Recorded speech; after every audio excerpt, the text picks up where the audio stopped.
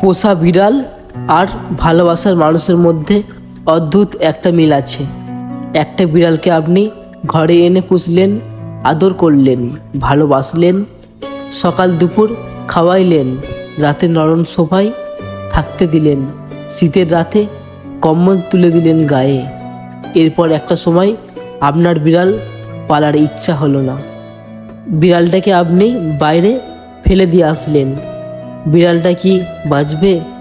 না, বিড়ালটা বাঁচবে না, বরং কিছুদিনের মধ্যেই বিড়ালটা মারা যাবে। আপনি ভাবতেছেন কেন? রাস্তার বিড়াল কি বেঁচে থাকতে পারে না? ঝড় বৃষ্টির সাথে যুদ্ধ করে টিকে থাকে না? ডাস্টবিনের পচা খাবার খেয়ে বেঁচে থাকে না? জীব বাঁচে, রাস্তার বিড়াল এইসব করেও বেঁচে থাকতে পারে, কারণ ওরা এইসবই অভ্যস্ত। বাট আপনার ফেলে দেওয়া বিড়ালটা এসবে অভ্যস্ত না, তাই সে বাঁচবে না। আপনি তাকে তার জগৎ থেকে তুলে এনে আপনার জগতে বসাইয়াছিলেন, তার লাইফ থেকে বিচ্ছিন্ন করে নিজের ওপর ডিপেন্ড করে নিয়েছিলেন। ফলে সে বাইরের জগৎটা ভুলে গিয়েছিল, ডাস্টবিনের খাবার খাওয়া ভুলে গিয়েছিল, নরম সোফায় ঘুমাতে ঘুমাতে সে শক্ত ইঁটে ঝোপের মধ্যে ঘুমানোর অভ্যাসটাও হারিয়ে গিয়েছিল। এরপর যখন সে তার জীবনের সব কিছু ছেড়ে ছুড়ে আপনার সাথে আপনার বানানো পরিবেশে বাস করতে লাগলো, আপনি তখন তাকে ছেড়ে দিলেন।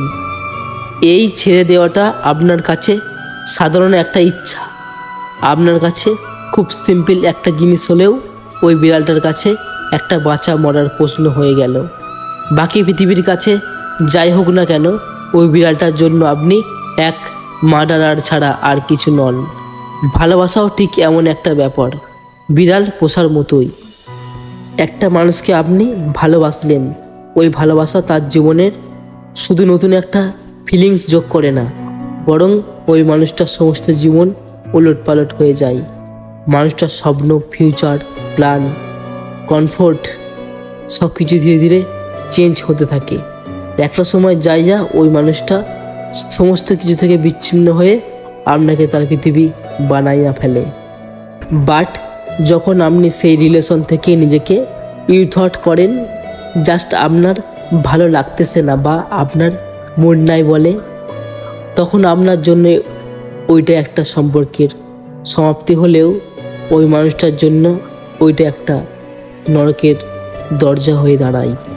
এই যে আপনাকে ঘিরে সে এতদিন ধরে একটা নতুন রাজ্য গড়ে তুলল, নতুন একটা পৃথিবী তৈরি করলো, আপনার নিজের কমফোর্ট বানালো, অবসর বানালো, ব্যস্ততা বানালো, বর্তমান বানাইলো, ভবিষ্যৎ বানাইলো। আপনার এই চলে যাওয়াতে তার বানানো এইসব সমস্ত কিছুই তার সাথে হুড়মুড় করে ভাঙিয়া চুইরা পইড়া গেল। সে না পারে এইসব থেকে অনভ্রান্ত হতে, না পারে আবার আগের পৃথিবীতে ফিরে যাইতে। বিশাল পরিমাণ শূন্যতা বুকে নিয়ে মানুষগুলোকে বেঁচে থাকতে হয়। এরা যখন হাসে আপনি একটু খেয়াল করে দেখবেন, এদের হাসিটাও মরা মানুষের হাসির সমান। এই যে একটা মানুষ আপনার জন্য দীর্ঘ একটা সময় শূন্যতার সাগরে ডুববা গেল, প্রাণ খুলে হাসতে ভুললা গেল, অনুভূতিহীন একটা চিপার মধ্যে এরা দীর্ঘ একটা সময়ের জন্য আটকাইয়া গেল, এইটার পেছনে দায় কি আপনার না? অবশ্যই আপনার। অভ্যস্ত করে, দখল করে, প্রমিস করে, সারা জীবন পাশে থাকার কমিটমেন্ট দিয়ে তার হুট করে শূন্য দিয়ে চলে যাওয়াটা খুনের চেয়ে কম বড় কিছু ক্রাইম হতেই পারে না।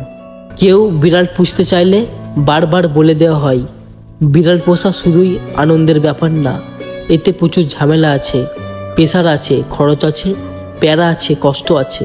পারলে নেন, না পারলে শখের বসে বিড়ালটাকে। বিড়াল আপনার বিনোদনের বস্তু নয়। ভালোবাসাটাও তাই। কাউরে ভালোবাসার আগে মাথায় রাখবেন, ভালোবাসা খালি শুধু মধু আর রোমান্টিসিজম থাকে না।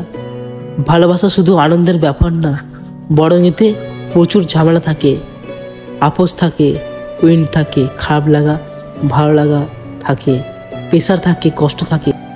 আনন্দের পাশাপাশি ওই কষ্টগুলো সহ্য করতে পারলে ভালোবাসেন, না পারলে শখের বসে টাইম পাসের জন্য ভালোবাসেন না। পৃথিবীতে খেলার মতো বহু জিনিস আছে, বিনোদনের বহু উৎস আছে, বহু শখের কাজও আছে। এখানে মানুষকে নিয়ে খেলার তো কোনো প্রয়োজন নাই।